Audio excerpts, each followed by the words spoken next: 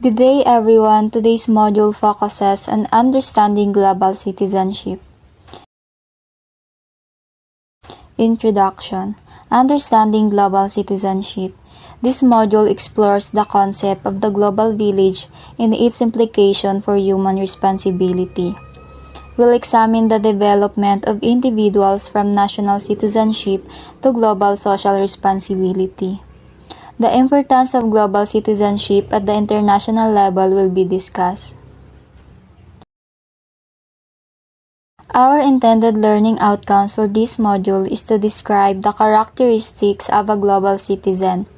We will identify the key traits and perspectives to define someone who actively engages with global issues and responsibilities. To illustrate the importance of global citizenship, we will explore the reasons why global citizenship is crucial in today's interconnected world and how it impacts various aspects of our lives. Lastly, to articulate a personal definition of global citizenship. This is about developing your own understanding of what it means to be a responsible global citizen and how you can contribute to a better world. For easier understanding, let us first define the key concepts in global citizenship.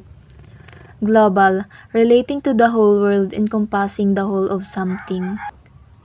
Kapag sinabi nating global, meaning lahat ng tao sa buong mundo ang pinag-uusapan natin. It's not just about one country but about the entire planet and its people. Just think of it as a big interconnected puzzle where every piece matters. Citizenship, a participatory member of a political community. Alam naman natin na ang citizen is someone who belongs to a particular country. But citizenship is more than just having a passport. It's about being an active participant in your community, contributing to its well-being and having a say in how things are run. World citizen, a peaceful and peacemaking individual who relates openly and generously to all humankind. A world citizen is someone who recognizes their interconnectedness with all of humanity. They are peaceful, peacemaking individuals who engage openly and generously with people from all walks of life. Sila ang mga taong nag-iisip hindi lang para sa sarili nilang bayan, kundi para sa buong mundo. Cosmopolitanism, the ideology that all human beings belong to a single community based on shared morality. Ang cosmopolitanism ay isang ideology o kaisipan na nagsasabing ang lahat ng tao ay part ng isang community na konektado sa pamamagitan ng mga ibinahaging prinsipyo at pagpapahalagang moral. Ini-emphasize nito ang pagkakaisa at pagtutulungan between countries and cultures, recognizing common humanity. Ito ay isang pananaw na nag-i-encourage ng pag-unawa, pagpapahalaga at paggalang sa pagkakaiba-iba ng kultura. So ano nga ba ang global citizenship? Sabi dito, it describes a sense of belonging to a larger global community. It is about recognizing that every person is a citizen of the world and that we all have responsibilities to each other and to our planet. Ang global citizenship ay hindi lang siya about sa pagiging mamamayan ng isang bansa. It's more of a feeling of belonging sa isang malaking community. It's like recognizing that we are all interconnected with responsibilities to each other and to our planet. Hindi lang siya belief but also being active participation in promoting unity, cooperation at pag-aalaga sa environment.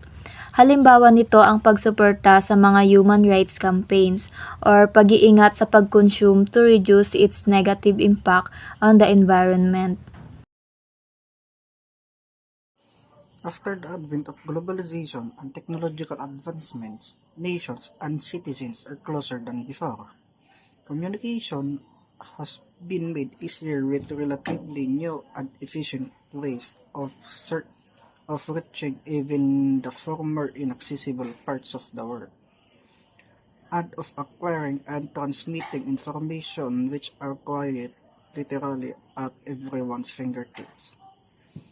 The constant state of being interconnected brings out the notion of a global village. So, ayon po dito, sa pamamagitan daw po ng globalization at technological advancements, ang mga nayon at mga naninirahan o citizens ay nagawang makipag-close at maging close sa isa't isa, di kagaya nung dati. At sa pamamagitan nun, ang dating pahirapan at madalas pang nagiging sanhi ng di pagkakaintindihan ay mas napadali at mas naging close pa sila sa isa't isa.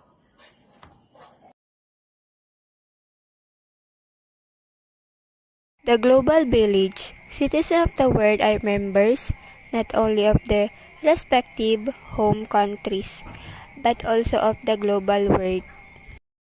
Ang Global Village ay isang lugar kung saan ang mga tao mula sa iba't ibang kultura at bansa ay nagtitipon at nagbabahagi ng kanilang mga kaugalian, idea at karanasan. Parang isang malaking nayon na binubuo ng iba't ibang tao mula sa buong mundo.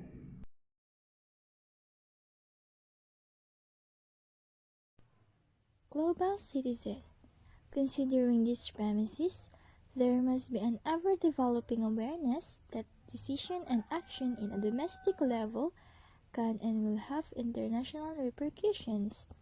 As global citizens, una, individual must be aware of the wider world.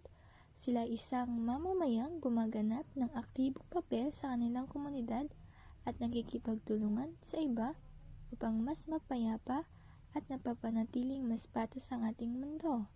Pangalawa, respect and value diversity. Ito ay nagbibigay daan sa atin na kumonekta sa ibang mga tao, magsulong ng empatya, yakapin ang pagkakaiba at mag-ambag sa paglikha ng isang nagkakaisang mundo. Pangatlo, have an understanding of how the world works economically, politically, socially, culturally, technologically, and environmentally. Ang paglahok at pag-ambag sa komunidad sa isang hanay ng mga antas mula sa lokal hanggang sa pandaigdigan ay isang kahandaang kumilos upang gawing mas pantay at napapanatiling lugar ang mundo sa pagkuha ng responsibilidad para sa kanilang mga aksyon. At pang-apat, ang panghuli, outrage by social injustice. The role of education.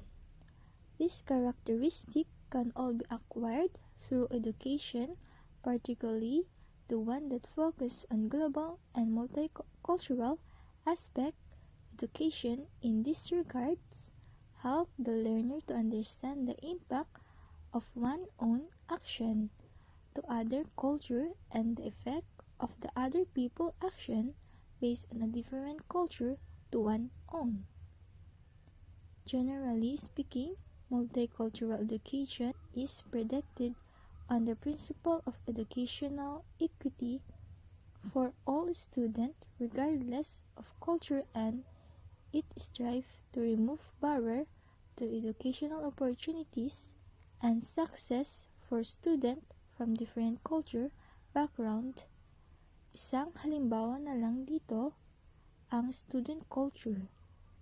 Teachers and other educators may learn about the cultural backgrounds of students in a school and then intentionally incorporate learner experiences and content relevant to their personal cultural perspective and heritage. Students may also be encouraged to learn about the cultural backgrounds of other students in a class, and students from different cultures may be given opportunities to discuss and share the cultural experience.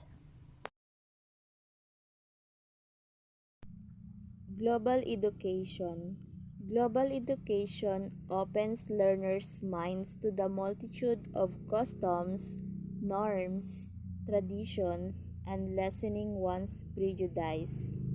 This is necessary because of interconnectedness and constant interaction of people from all over the world.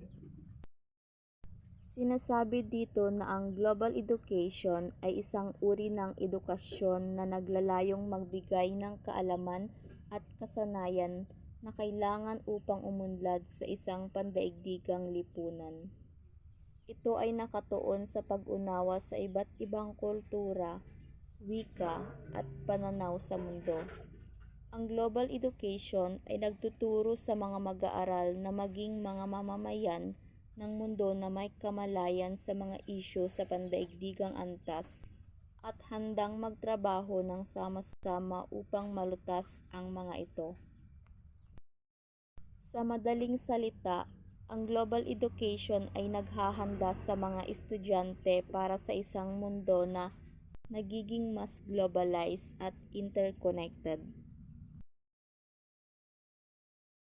Microsystem. The role of microsystems such as families and local communities is of great importance in solidifying a global perspective. Global education must be holistic and requires the efforts not only of educators but of parents, peers, and even policymakers. Pay 2003. Ang salitang microsystems ay mga maliliit na grupo o kapaligiran na direktang nakakaapekto sa isang tao. Sa pagbuo ng global perspective ay hindi lamang responsibility ng mga guro. Kailangan din ang participation ng pamilya at community.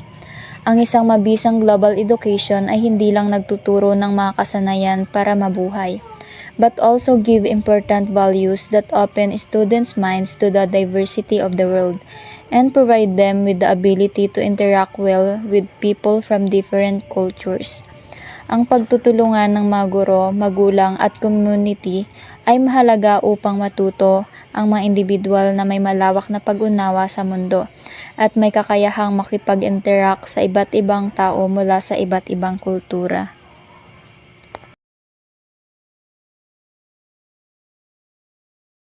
This form of education focuses not only on giving learners life skills, but also on teaching them the importance of values which will help them a more inclusive perspective of a global community and enable them to effectively interact with people from other cultures. Benefits of global citizenship. Engaging with people of different nationalities with these attributes will be beneficial for the rest of the humanity. An individual is not only confined to the pursuit of personal interests but also conscious about the lives, desires, and needs of other individuals.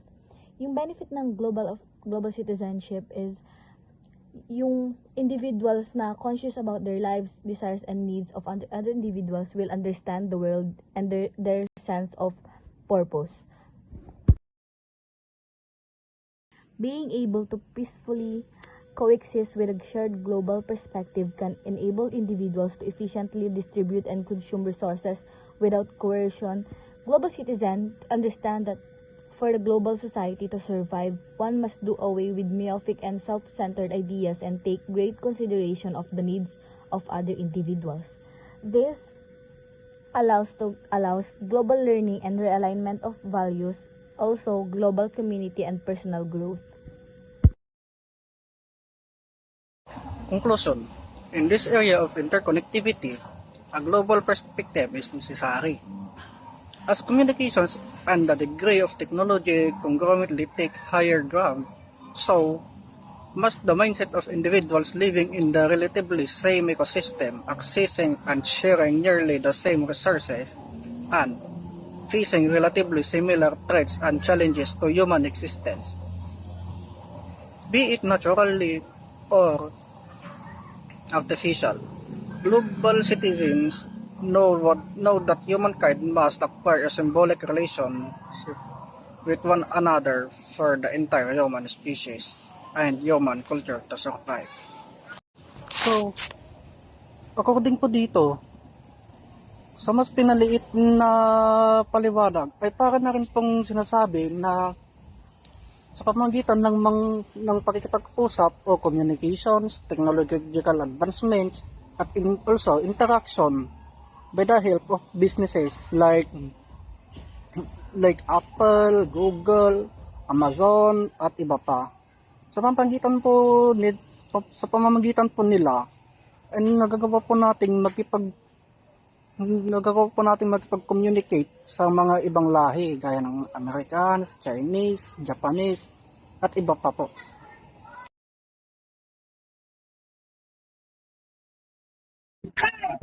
Reference. For our reference, we will just display their website. That's all. Thank you.